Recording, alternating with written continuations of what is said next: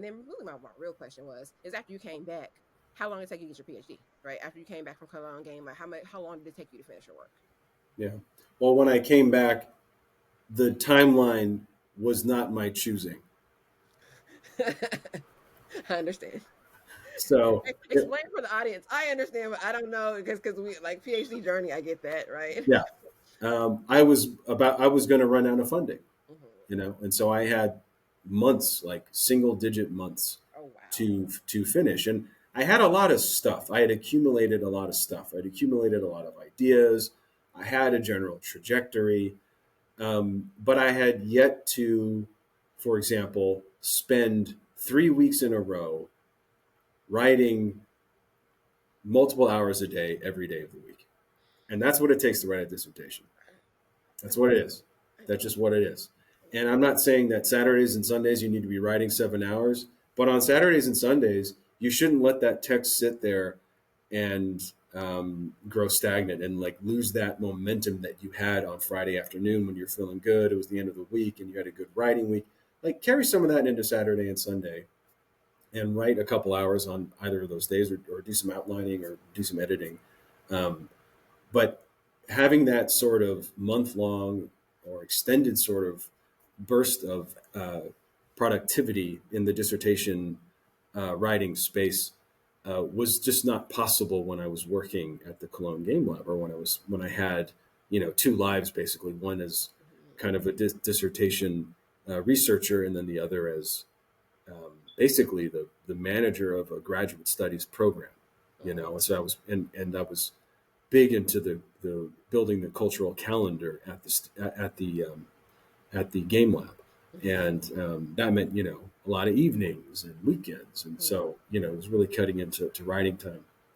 I think people who can afford, who have the opportunity to focus fully on their PhD, uh, probably should take it and should fully focus on it. Now, um, that doesn't work for everyone. You might have to work, and so I find the people who often have to work, they're hyper focused, and the problem with me working overseas with I was not close enough to my advisor. I wasn't close enough to like the space that my deadlines were emanating from. I was across the Atlantic Ocean, you know.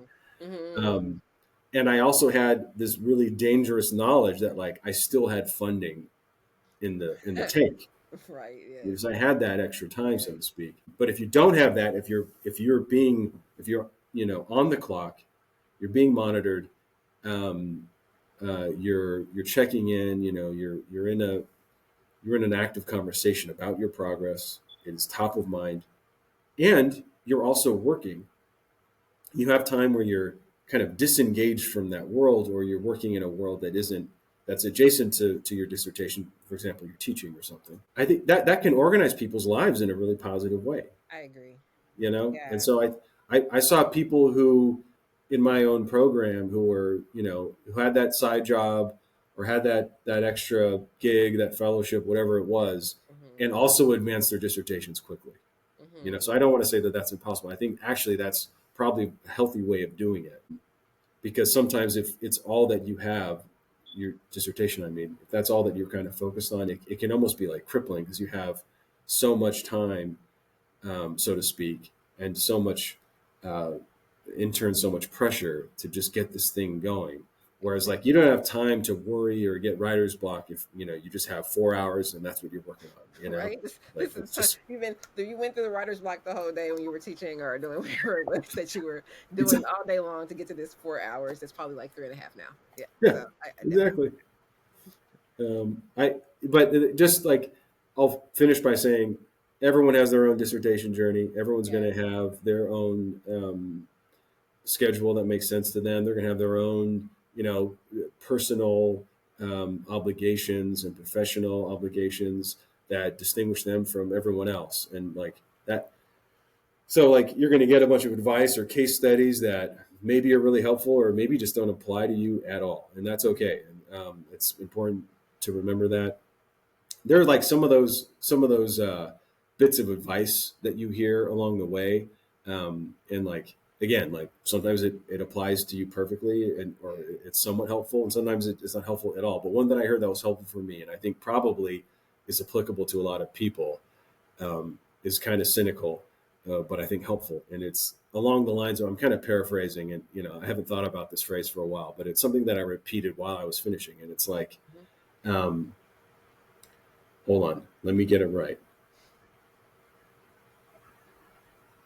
It's something along the lines of, um, like,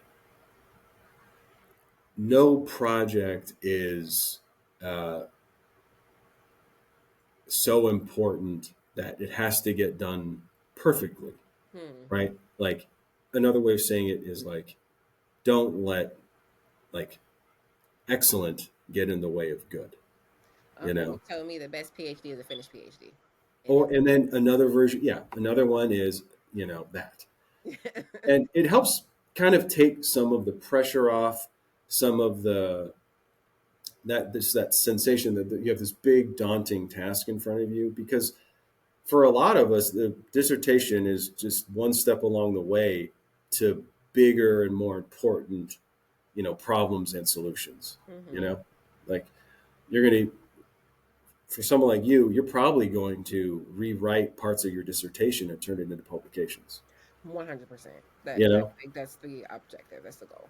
right, and like folks who might not ever look at their dissertation again, they're going to go on to a professional career that is going to in time like overshadow like that struggle that they had with their dissertation, that For they're going sure. to leave that in the rear view. But if it becomes this thing that this thing that they fixate on, that they worry about, that they then get into a kind of extended um, problematic relationship with, then it's just a roadblock in the way of that professional career that's waiting to happen.